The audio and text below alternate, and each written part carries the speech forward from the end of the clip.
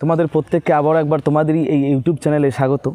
আজকে আমি ঘুরতে ঘুরতেই তোমাদের এমন কতগুলো কথা বলবো যেগুলো কথা তোমাদের কেউ বলেনি, কোনো ইউটিউবার বলবেও না। প্রথম কথাতেই তোমাদের বলতেছি যে তোমরা আসলেই খুব বোকা, খুব বোকা। তোমাদের কিছু ইউটিউবার এমনভাবে বোকা বানাচ্ছে, তোমরা সারা দিন তাদেরকে ফলো করো, তাদেরকে মাথায় তুলে রেখেছো, কিন্তু তারা সামান্য মাত্র কিছু ভিউজ পাওয়ার আশায়, কিছু সাবস্ক্রাইবার গেইন করার আশায় তোমাদেরকে নিয়ে খেলতেছে, তোমাদের সময় নষ্ট করতেছে। তোমরা বুঝতে পারছো না।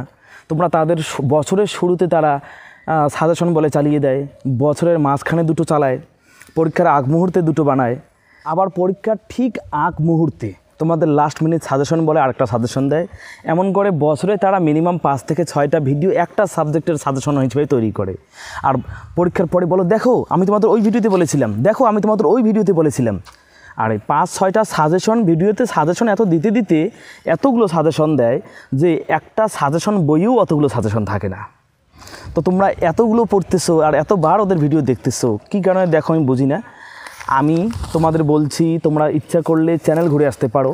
আমি এই বছর 2025-এর জন্য কয়টা সাজেশন ভিডিও তৈরি করেছি এই পর্যন্ত তোমরা দেখে আসতে পারো। তবে আজ আমি কেন এসেছি সাজেশন ভিডিও তৈরি করতে? সাজেশন কোশ্চেন দিতে নয়।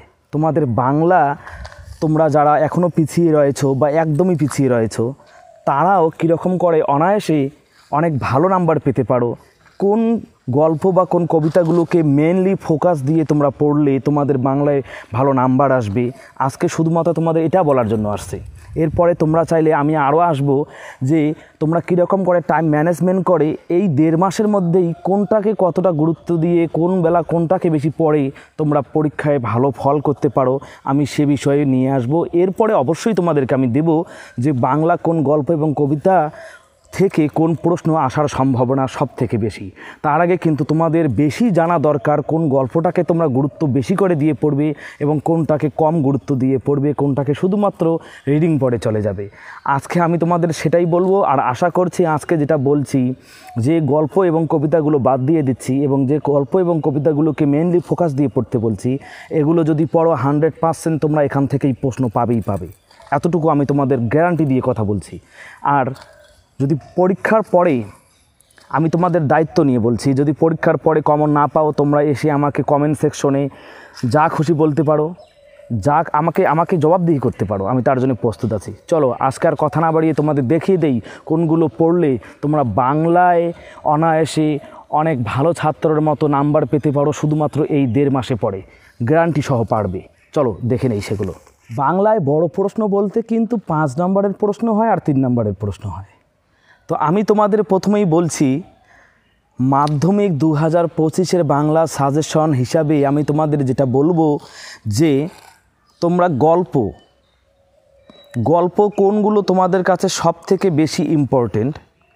এখানে সব থেকে ইম্পর্টেন্ট মানেই হচ্ছে সেই গল্প থেকে তোমাদের 5 নম্বরই প্রশ্নও আসতে পারে এবং 3 নম্বরের প্রশ্নও আসতে পারে।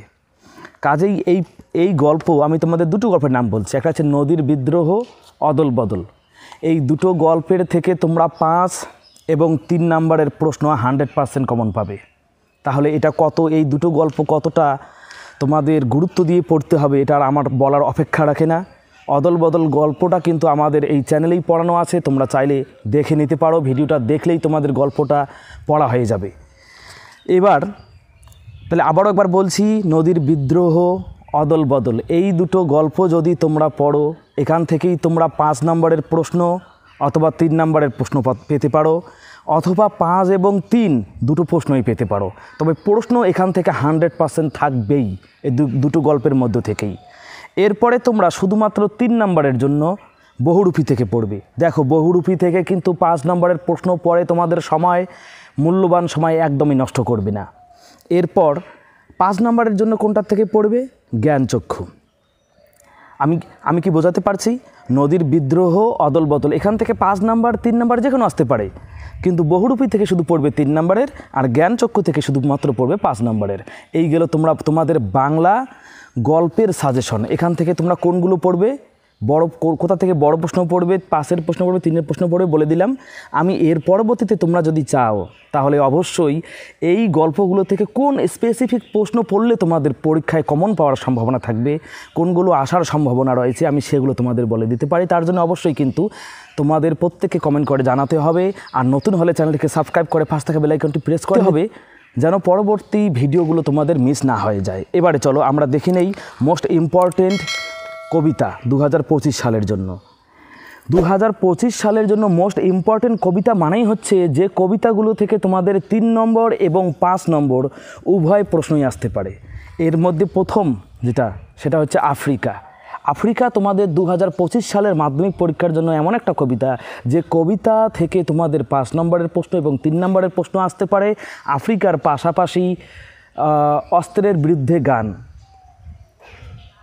এরপর 3 নম্বরটা হচ্ছে অভিষেক। অভিষেকটা খুব বেশি কঠিন, যাদের ভালো লাগে না তারা একটু সেটাকে অ্যাভয়েড করে।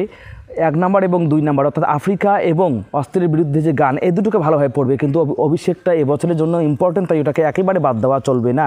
তবে আগে সহজগুলোকে তোমরা আয়ত্তে করে নেবে, তাতে তোমাদের মোটিভেশন বাড়বে। যখন বেশি পড়া হয়ে থাকবে তোমাদের নিজেরও একটু ভালো ফিল হবে। তো এই দেখো 5 নম্বর এবং 3 নম্বর উভয় প্রশ্নই আসতে পারে। কোথা থেকে? আফ্রিকা, অস্ত্রের বিরুদ্ধে গান এবং অভিষেক। এই 3টেকে তোমাদের ভালোভাবে পড়তে হবে। এখান থেকে তোমাদের 5 নম্বরেরও আসতে পারে, 3 নম্বরেরও আসতে পারে, অথবা দুটোই আসতে পারে। এছাড়া তোমাদের 3 নম্বরের জন্য পড়তে হবে আয় আরও বেঁধে বেঁধে থাকি, খুবই সহজ গল্প, সিন্ধু তীরে। এরপর 5 নম্বরের জন্য পড়তে হবে অসুখী একজন প্রয় উল্লাস। এই অসুখী একজন আর প্রয় উল্লাস থেকে কিন্তু তোমার 3 নম্বরের প্রশ্ন পড়বে না। আর আয় আরও বেঁধে বেঁধে থাকি সিন্ধু তীরে, এখান থেকে কিন্তু 5 নম্বরের প্রশ্ন পড়বে না, এখান থেকে শুধুমাত্র 3 নম্বরের প্রশ্ন পড়বে। আবারও একবার বলছি, আফ্রিকা, অস্ত্রের বিরুদ্ধে গান, অভিষেক, এই 3টি কবিতা তোমাদের জন্য খুব বেশি ইম্পর্টেন্ট। এখান থেকে 5 নম্বরের, এখান থেকেই 3 নম্বরের প্রশ্ন তোমাদের মাধ্যমিক 2025 সালের জন্য থাকতে চলেছে। আশা করছি আমি বোঝাতে পেরেছি। কারো কোথাও বুঝতে অসুবিধা হলে তোমরা অবশ্যই আমার সঙ্গে কন্ট্যাক্ট করতে পারো, টেলিগ্রামে যুক্ত হতে পারো। সমস্ত কিছুর লিঙ্ক তোমরা এই ভিডিও ডেসক্রিপশন বক্সে পেয়ে যাবে। আর এই চ্যানেলেই নিয়মিত ভিডিওগুলো পেতে যদি মিস না করতে চাও তাহলে অবশ্যই কিন্তু চ্যানেলে নতুন হলে সাবস্ক্রাইব করে পাশে থাকা বেল আইকনটি প্রেস করে দিতে হবে। ভালো লাগলে অবশ্যই লাইক করো, কমেন্ট করে শেয়ার করে জানিয়ে দিও কেমন লেগেছে। আর আবার নতুন কোনো ভিডিওর সঙ্গে খুব তাড়াতাড়ির মধ্যে দেখা হবে। তবে আজকে আর ভিডিওটাকে দীর্ঘায়িত করছি না, আজকে এখানেই রাখছি। ভালো থেকো, সুস্থ থাকো, পড়তে থাকো, সাবধানে থাকো, দেখতে থাকো এপিটিএফ ইম্পর্টেন্ট চ্যানেল। আজকে এখানেই।